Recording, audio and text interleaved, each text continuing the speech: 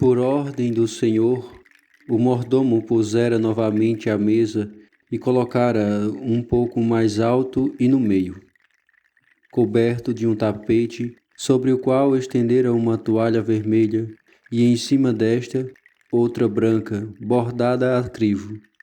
Por baixo da mesa pôs um jarro de água e outro de vinho.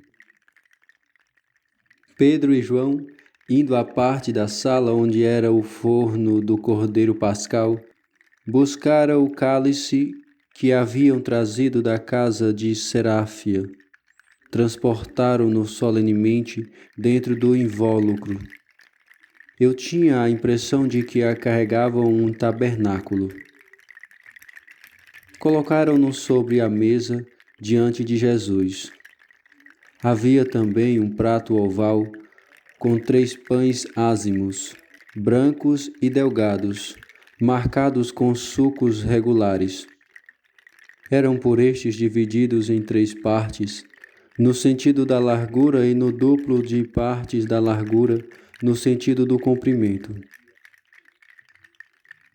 Os pães estavam cobertos.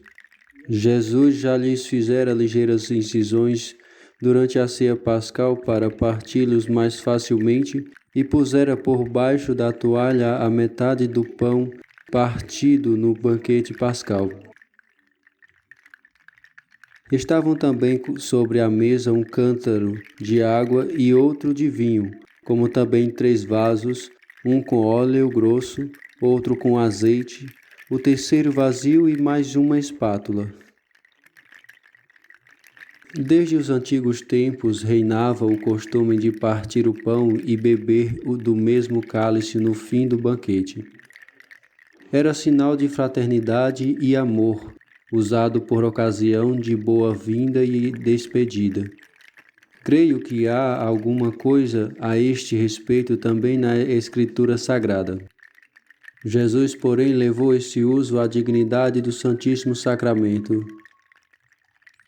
Até então, tinha sido somente o rito simbólico e figurativo. Pela traição de Judas, foi levado ao tribunal também a acusação de ter Jesus juntado alguma coisa nova às cerimônias da Páscoa. Nicodemos, porém, provou com trechos da Escritura Sagrada que esse uso de despedida era muito antigo. O lugar de Jesus era entre Pedro e João.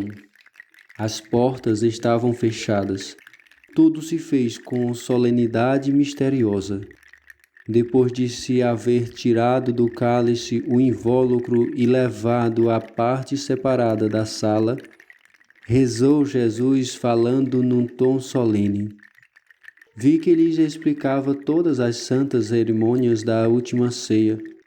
Era como se um sacerdote ensinasse aos outros a Santa Missa.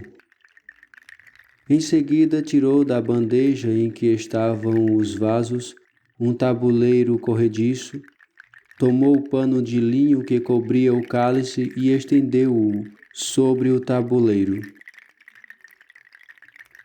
Depois o vi tirar do cálice uma patena redonda e pô-la sobre o tabuleiro coberto. Tirou então os pães que estavam ao lado num prato coberto com um pano de linho e colocou-os na patena diante de si. Os pães, que tinham a forma de um quadrilátero oblongo, excediam dos 2 lados a patena, cuja borda, porém, permanecia visível na largura. Em seguida, puxou para si o cálice, tirou dele um copinho, colocando também os 6 copos pequenos à direita e esquerda do cálice.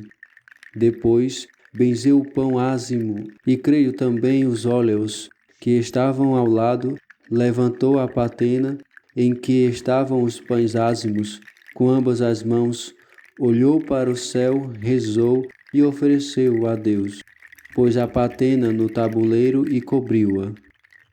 Depois tomou o cálice, mandou Pedro derramar vinho e João derramar água, que antes benzera, e juntou ainda um pouco de água, que colheu com a colherzinha, benzeu o cálice, levantou, ofereceu, rezando e colocando-o no tabuleiro.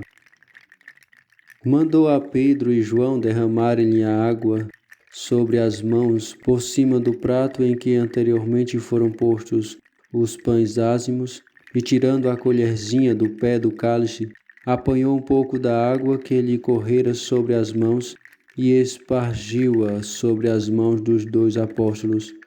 Depois passou o prato em redor da mesa e todos lavaram nele as mãos. Não me lembro bem se foi essa a ordem exata das cerimônias, mas tudo isso, que me lembrou muito o santo sacrifício da missa, comoveu-me profundamente. Meditação da Paixão. Ana Catarina Emerick, seminarista José Paulo.